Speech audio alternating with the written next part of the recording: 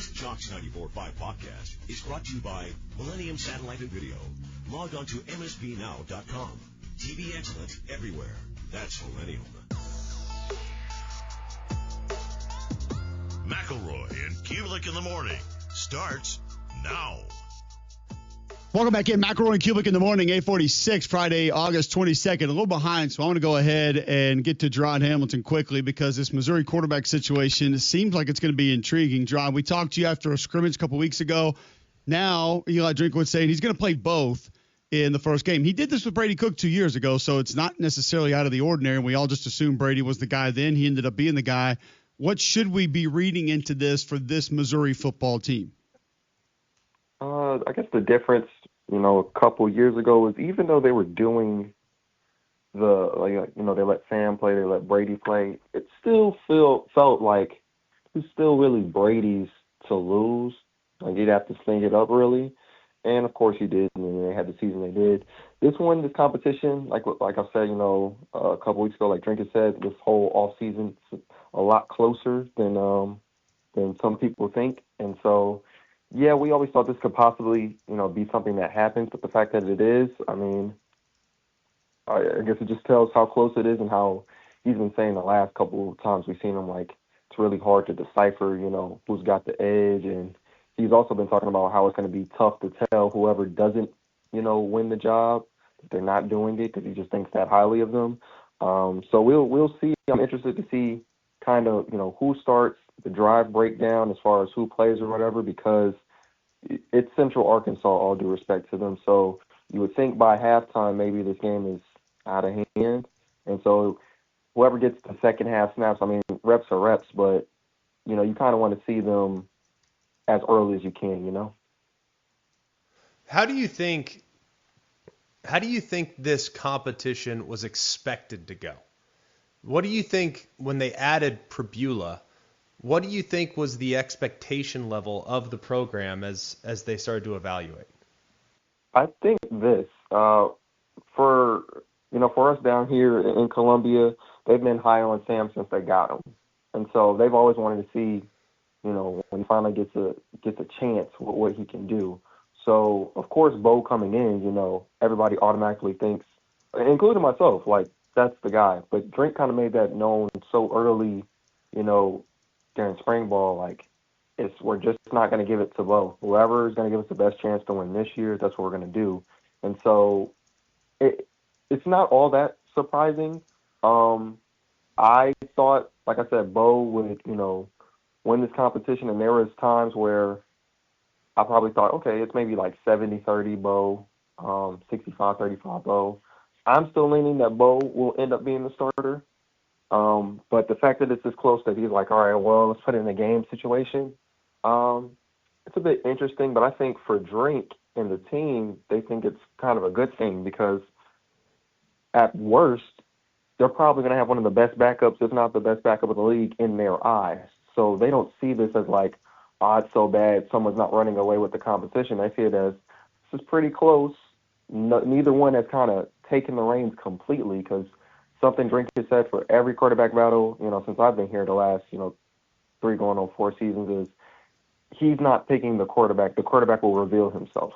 So whoever's, being the most consistent and the best decision maker and not turning the ball over and all that type of stuff during practices and stuff like that, he's not going to pick it. They're going to reveal themselves. So I think this is kind of how they, in one sense, wanted it to go.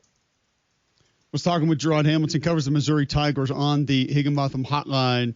Can you just give us a quick synopsis of what you've heard about each, Sam Horn and Prebula, just kind of how practice has gone, maybe where some have shined, others have struggled, just what has been the back and forth based on the information that you have? They're both doing well. I think the biggest thing we know is just consistency. Haven't really been turning the ball over, as much in the last 2 scrimmages they had. I don't think they've had any turnovers, which is obviously going to be big for any program, any team. So they're doing well. I remember from the scrimmage a couple weeks ago, what I seen with my own eyes is just Bo being able to, make throws on the run, stuff like that.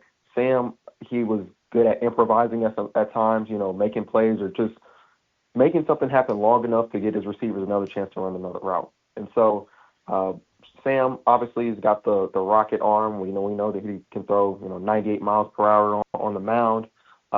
With Bo, I know this is just it's real short and consistent as far as like his passes, like throwing the ball close to the line of scrimmage, but being very accurate, knowing where he wants to go. Kind of always knowing where his slot guys are, which are going to be his safety blankets this year.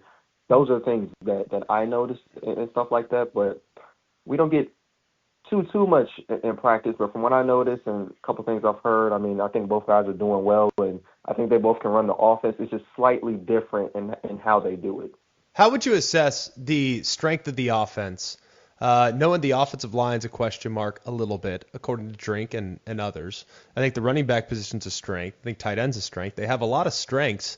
But what we've kind of come to know Missouri to be was a team that could run the football to the perimeter and create some problems that way. But if the offensive line's not as good as it was the last couple of years, will they still be able to do that? So how do we anticipate this offense looking, regardless of who the quarterback is, going into the season? I think he meant offensive line looking is what he was asking right there. That's really what he wants to know, more information well, on. Considering the offensive line is the bread and butter and the backbone of their operation, I'm just curious if that group's not what it's been the last couple of years. Does that alter who this team becomes? To a degree. I mean, they've got so many shifting parts, and they've had so many shifting parts in just the last week and a half or two alone. Caden Green continues to get all these preseason honors, and a lot of that's coming at guard. Well, he's going to be playing left tackle. He's only played left tackle in his first collegiate game as a Oklahoma Sooner. So it's going to be interesting to see how he does there. He played spring or 2024 spring ball. He was at left tackle, and then they brought in Marcus Bryant from SMU to do that. And so they said they're, confident in him. Caden seems a little bit confident, but it's going to be interesting just that, like, a week before camp's over, they move him to left tackle. John Jadis, who they had at right guard all fall camp, he's at left guard. You still got Connor Tolson at center, recovering from the torn ACL. That's going to be something to watch. I mean, he says he's healthy, ready to go, but always just got to see how that goes. They got Keegan Trost at right tackle. They named him the starter in spring, so they're comfortable with him. But Curtis Pegler's the new guy on the lineup. He just got named the starting right guard a few days ago, and he's got 34 career snaps, all of them on special teams. But so, I mean, it's a lot of moving parts, a lot different from years past, and we'll see. They like Curtis Pegler. He's the second biggest player on the team, 6'4", 338. He said he's got good hands. Obviously, he's very strong. But, yeah, they're going to have to run the ball. And as far as what they do and how this offense looks, it's going to be new for everybody because we don't get to really see too much of how this line is looked as currently presented. But, of course, it's going to kind of lean on Caden Green and how he holds up at left tackle and if they have to make any more changes along the line. So they're going to have to lean on the run game, I'm guessing the short pass game for the first few weeks or so just to get comfortable, get the quarterbacks comfortable, get the offensive line comfortable, and then have the run game to kind of establish something while they figure everything out. What else have you heard maybe that has surprised you a little bit, positive, negative, as it's game week for Missouri right now? I mean, they got to be in game week mode because they're going Thursday night next week. Things that maybe you feel like, okay, Missouri fans should be excited about this. This is why this is a team that can challenge for 9-10 wins again this year. Defense is looking pretty crazy. Every time we talk to Drink, especially about the edge group, he's like blushing. He's been doing this for months, since like March. Every time you talk about him, because he feels like he has like 6 guys at edge who we think is going to be in his rotation regularly. I like all the additions they made at all 3 levels. They have someone, Marquise Gracial, a former 4-star who's a defensive tackle.